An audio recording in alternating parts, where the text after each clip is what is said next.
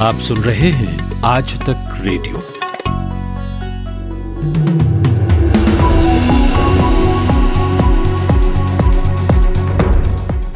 नमस्कार, मैं हूं अमन गुप्ता और हाजिर हूं 5 मिनट में 1 बजे तक की खबरें लेकर। भारतीय सेना ने लाइन ऑफ एक्चुअल कंट्रोल यानी LAC पर चीनी साजिश को नाकाम करने के साथ ही ब्लैक टॉप पोस्ट पर कब्जा कर लिया है। 29-30 अगस्त की रात को चीनी सेना ने घुसपैठ की कोशिश की, जिसका जवाब देते हुए भारतीय सेना ने न सिर्फ ब्लैक टॉप पोस्ट पर कब्जा जमाया बल्कि चीनी सेना के कैमरे और सर्विलांस उपकरणों को हटा दिया।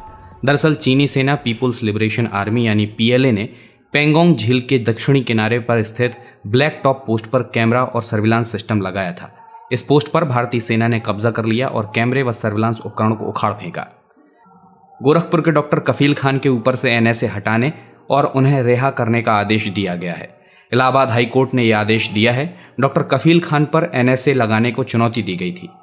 डॉक्टर कफील की मां नुजहत परवीन की ओर से बंदी प्रत्यक्षीकरण में याचिका दाखिल की गई थी। दरअसल डॉक्टर कफील पर नागरिकता संशोधन कानून और NRC को लेकर भड़काऊ भाषण देने के मामले में NSA के तहत कार्रवाई हुई थी।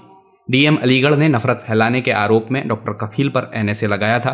पिछले कई महीनों से कफील मथुरा जेल में बंद हैं। बीते दिनों आए GDP के आंकड़ों के बाद से ही कांग्रेस पार्टी मोदी सरकार पर हमलावर है। कांग्रेस महासचिव प्रियंका गांधी वाड्रा ने फिर केंद्र पर निशाना साधा है। प्रियंका गांधी वाड्रा ने ट्वीट कर लिखा कि आज से 6 महीने पहले राहुल गांधी जी ने आर्थिक सुनामी आने की बात बोली थी। कोरोना संकट के दौरान हाथी के दांत दिखाने जैसा एक पैकेज घोषित हुआ, लेकिन आज हालत देखिए। GDP -23.9%। भाजपा सरकार ने अर्थव्यवस्था को डुबो दिया। पहली बार जम्मू कश्मीर के सबसे आतंक प्रभावित इलाके श्रीनगर सेक्टर में एक महिला IPS अधिकारी को CRPF का इंस्पेक्टर जनरल यानी IG नियुक्त किया गया है।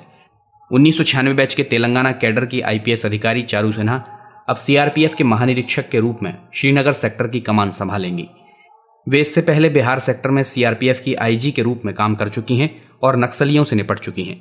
अगस्त महीने में भारत में दर्ज 20 लाख के करीब कोरोना वायरस के मामलों ने पूरी दुनिया का रिकॉर्ड तोड़ दिया है।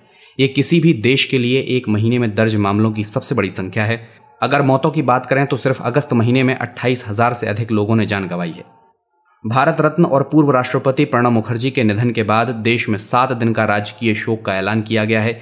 इसी बीच आज बांग्लादेश ने भी उनके निधन पर अपने यहाँ राष्ट्रीय शोक की घोषणा की है। प्रणब मुखर्जी के सम्मान में वहां पर भी आधा झंडा झुका रहेगा।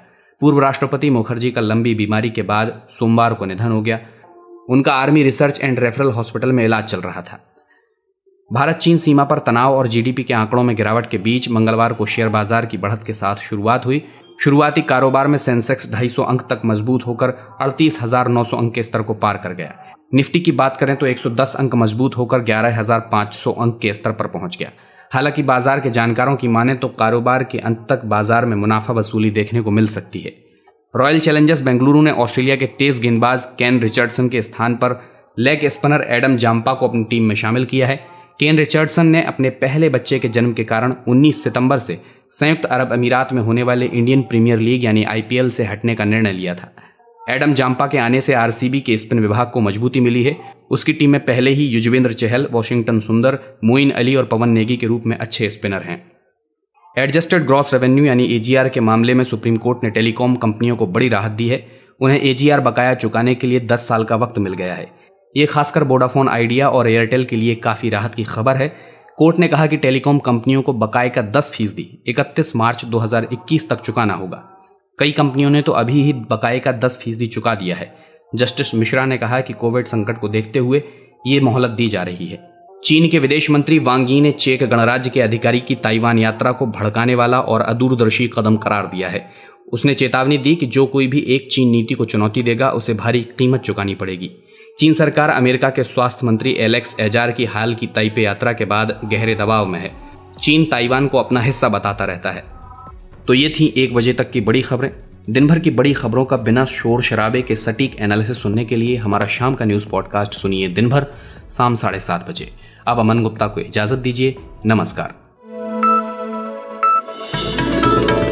खबरों की हलचल और देश विदेश का मिजाज आप सुन रहे हैं आज तक रेडियो।